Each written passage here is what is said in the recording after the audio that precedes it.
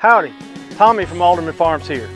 A few days ago, Patty and I asked you guys to hit us up on Twitter at Alderman Farms with questions and comments. Here's Tory from Permaculture Homestead.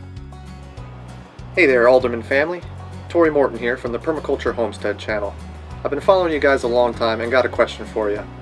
I've watched you go from a small, self-sufficient farm to one that is providing meat to your local community. My question is, are you running up against any kind of government regulation, state or federal, when it comes to selling your meat products in the open market? Thanks so much for any reply, guys. I really love what you're doing. I live in the suburbs and can't raise 15 American guinea hogs, but maybe I'll get the land that you have one day. Appreciate your reply. Come check us out at the Permaculture Homestead. God bless. Thanks, Tory. Great question. Yeah, and the first thing you need to know is every state's going to be different. There are federal regulations, but generally they only come into play when you intend to sell meat across state lines.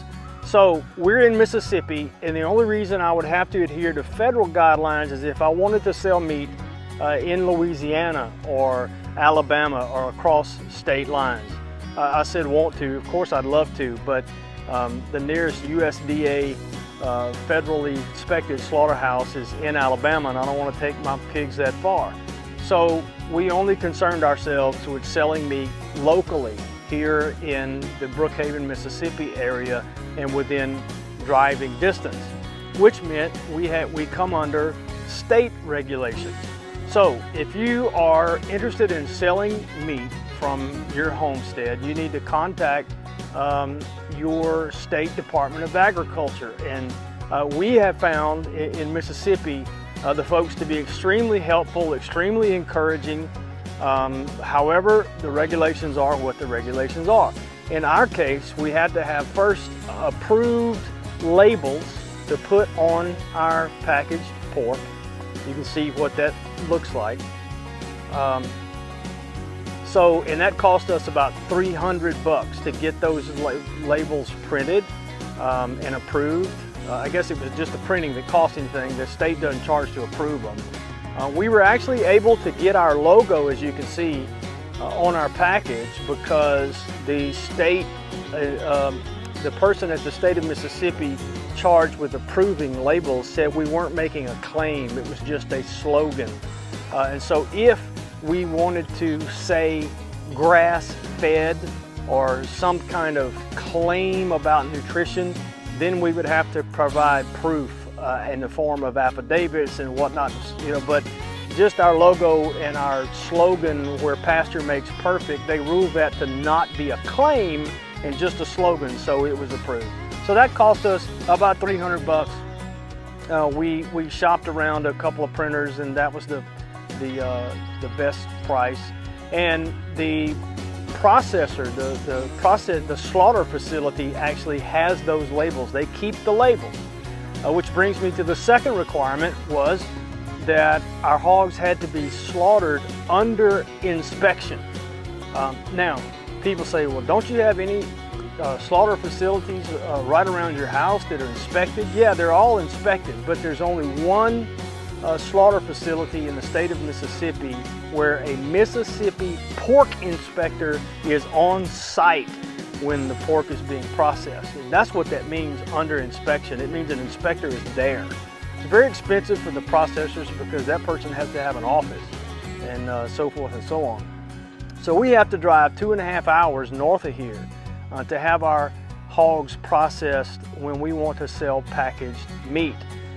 I don't like that. I don't like, my hogs live a great life here stress-free, and I don't like the fact that, the last few hours of their lives are spent under stress. But if we want to sell quality pastured pork, it's what we have to do. The final requirement, to be able to sell the pork at a farmer's market, is a requirement we haven't been able to meet yet, and that is a requirement of having a refrigerated vehicle. And the words refrigerated vehicle have a very specific meaning. And unfortunately, a brand new chest freezer and a brand new Honda generator in the back of my pickup truck does not qualify. Long story, I won't get into all the details, but it's very frustrating. But again, I don't want to fuss at the state, the people who work for the state, because they get it. They share our frustration, but their hands are tied. The regs are what the regs are. There's a movement afoot that maybe some of that will be changed. We understand that it's all about protecting your consumer, and we want to protect consumers too. But you know, we don't have any desire to peddle a faulty product, because then nobody would want to buy it anymore. So anyway, in a nutshell, those are the requirements that we face here in Mississippi to sell pasture pork. Oh, let me say, we can sell it from our farm, and that's what we're doing. We're selling the packaged pork that we have from our farm, which is perfectly legal to do, having met all the requirements except for the refrigerated vehicle. So wherever you live, you need to check with your state Department of Agriculture. Tell them what you want to do. They will point you in the right direction within the state hierarchy to the proper departments to get you on the way. So thanks again, Tory. I hope our viewers will hop over to the Permaculture Homestead channel on YouTube and hit him up on Twitter. And we encourage you, our other viewers, to send us questions and comments. Again, send us a Twitter video at Alderman Farms. Just record a video. Of course, you need to be following us on Twitter at Alderman Farms, and then just tweet to us and attach that video with your question or comment, and you may end up getting featured right here on our channel. We appreciate it as always. We're so thankful for all of our viewers. We just can't get over it. We don't deserve any of that, but it's pretty cool to be able to connect with you guys. So thanks for watching. See you on YouTube and on Twitter at Alderman Farms.